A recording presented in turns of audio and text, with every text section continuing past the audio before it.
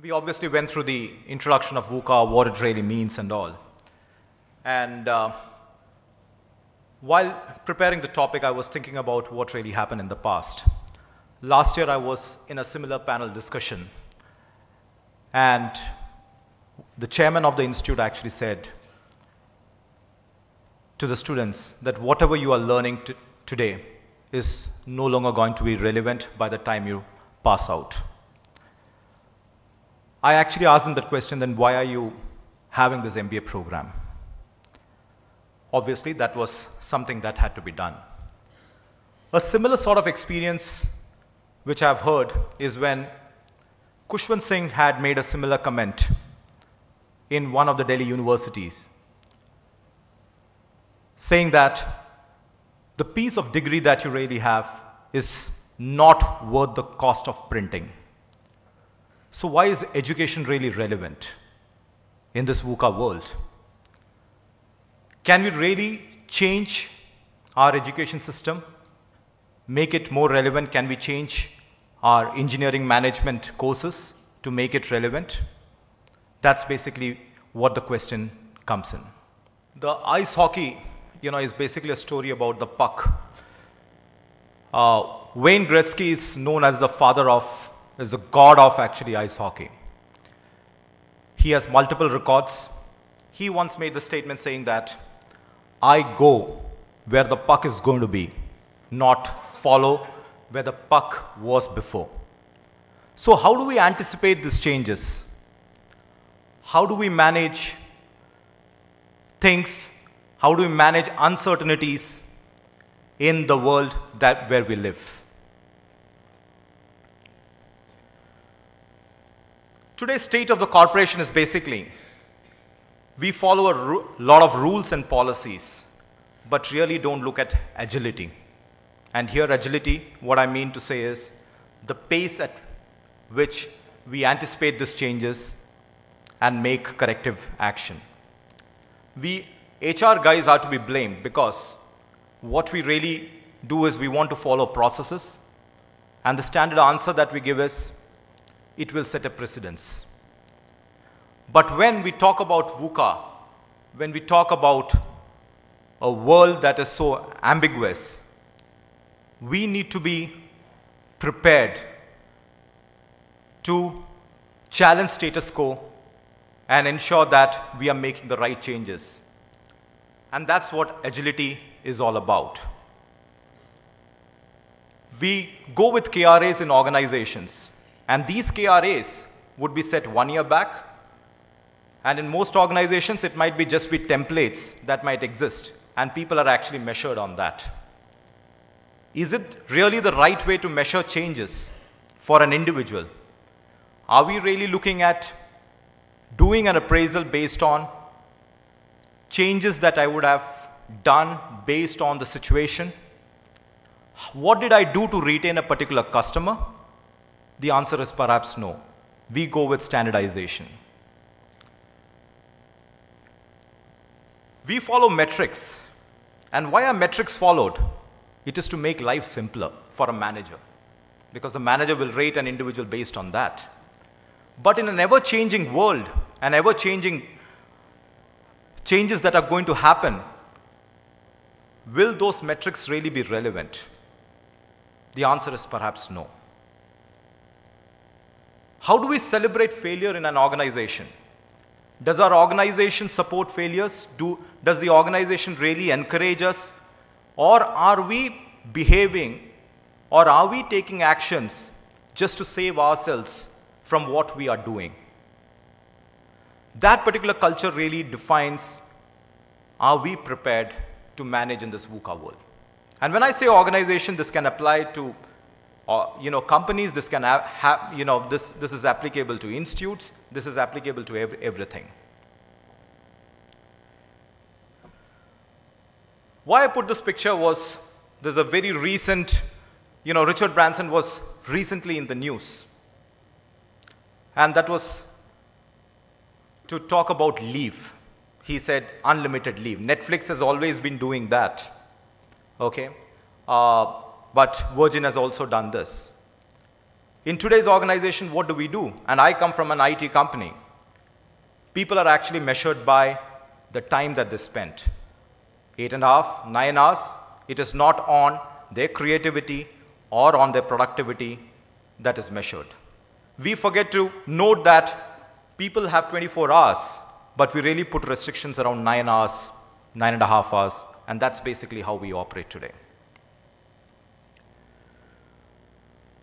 Based on that, for managing self, VUCA is not restricted just to organizations. We cannot be blaming organizations for not making us change, for not making us prepared. And typically we get into the blame game and we blame our organizations, our education system, everything. But are we really prepared? There's a lot of things which we have to do as individuals, and that's the preparation which I'm actually putting across. So there are 5 points what I'm saying out here. The first one is experts. Expertise. Experts must decide. Typically we put it across to the market forces. We have a lot of data to actually look into, and we say, a lot of companies doing research and things like that, and we say, we just leave it to the market. But can we really leave it to the market? Is there a responsibility that we have to own? We need to work with different institutions, different parties to look at how we can actually influence the decisions. Things can be done by multiple people, but then you need expertise in areas to actually come out with things. Today, Mr. Modi might be doing a lot of things, but then he has a team of experts working behind to make things happen. And that is where I say information is needed to make choices. How do we find information about an uncertain future? More difficult, how do we equip our employees, our customers, our society with such information? My second point is values are important. Values is the cornerstone, and I happened to get something from the web when I did some research. It basically shows that values-driven organizations are more profitable. I've also heard, comments from or presentations from GPTW or a Hewitt or anybody which says that such organizations really showed, they go beyond industry average when it comes to profitability, growth, and things like that. But the basic things the simple things of values like hard work, honesty, love and empathy, building trusted relationships, keeping commitments, these are all common, be it an MNC, be it an Indian company, be it a small company. Gardner Howard actually in his book, 5 Minds for the Future, talks about 5 areas of success, of 5 critical areas. The first is having a disciplined mind. The second is a synthesizing mind. Third is a creative mind. The fourth is a relationship mind. And the last one is an ethical mind. Why ethics is very important is ethics really builds trust. With trust, you build relationship. And with relationship, we have business success. Commitment is the key word out here. And that is the most important value that is actually put across. Collaboration and teamwork. I usually think it's my thinking, it's my work, but is that really important? I think there was a phase when that was okay. But in today's VUCA world, we can no longer be working in silos. Collaboration is very important. We need to be working equally well with an HR, with a sales, with strategy, with finance. And we need to question, are we really working to just meet our KRAs, or are we working together to meet the organizational objective? Are we sitting with them and having coffee? Our system basically, again, going back to the appraisals and things like that, is typically to motivate individual performers. There are some people who are singled out. How do we ensure that this trait or this sort of a phenomena is actually changing? And as HR professionals, this is the new norm, that how do we inculcate the new performance management system, the new. The other important thing is encouraging and appreciating diversity. It no longer is a function that, or it is no longer expected that we are supposed to work with the local team. Today in this VUCA world, we are working with cross-cultural teams. We are working with people from different localities. More importantly, we are working with 4 generations of people. Gen X, Gen Y, Millennials, Gen Z, whatever you say. Everything needs different thought process. And that's the diversity that we need to bring in. We need to understand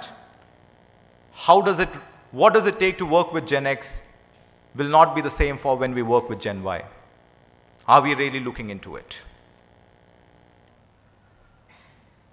The 4th point is learning agility.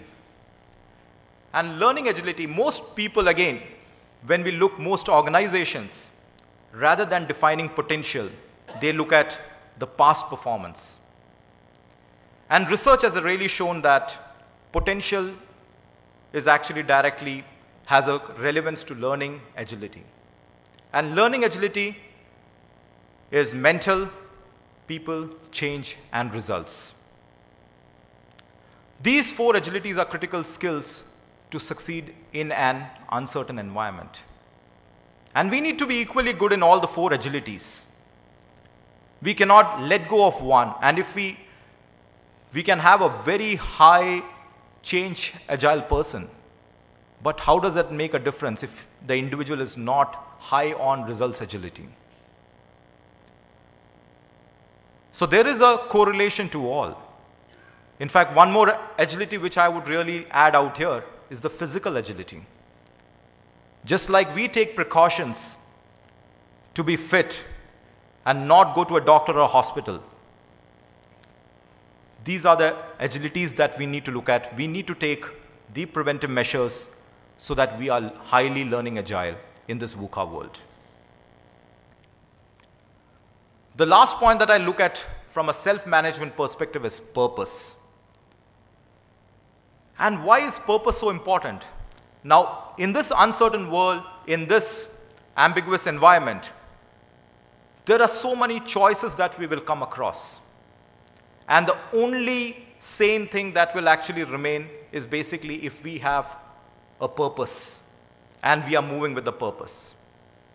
Otherwise, with all the options that are available, it will blow us into different directions. Purpose is the anchor in an ambiguous situation. With that, what would really happen is we would tend to realize what are the obstacles. And these obstacles are really obstacles and not trends.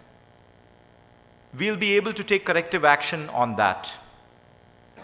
Our ability to take feedback will be high.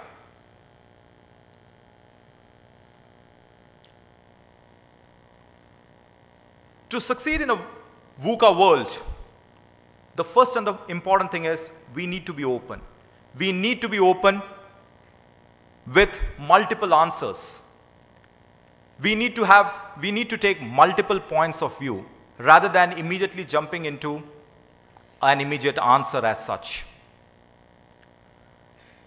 Don't let cultural constraints restrict your choices. And what is the cultural constraint that I'm talking about? That I need to go with a solution every time. That's typically the Indian mindset. We need to have a solution. And in that, we will not be open to hear different perspectives, to look at diversity of thoughts. And that's basically a showstopper that happens.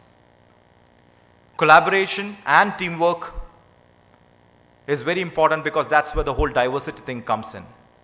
We can no longer proceed as individuals out here. We need to be comfortable with ambiguity. We need to be comfortable with the difficult questions that people pose to us. And usually what happens when people put questions to us, we will put a management jargon out there. Do we have the courage to say, I don't know the answer. What is it that you feel? Let me also learn with you. I think that is the change that we all need to exhibit. Finally, I can sum it up by saying that we can counter VUCA, by having a clear communication.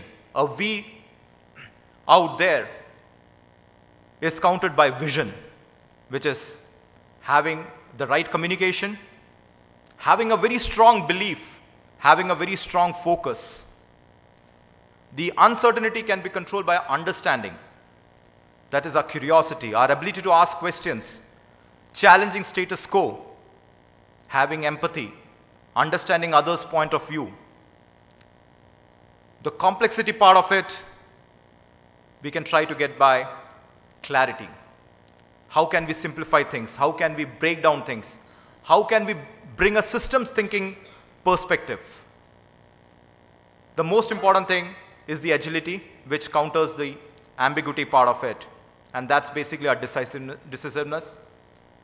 What is the speed at what we operate?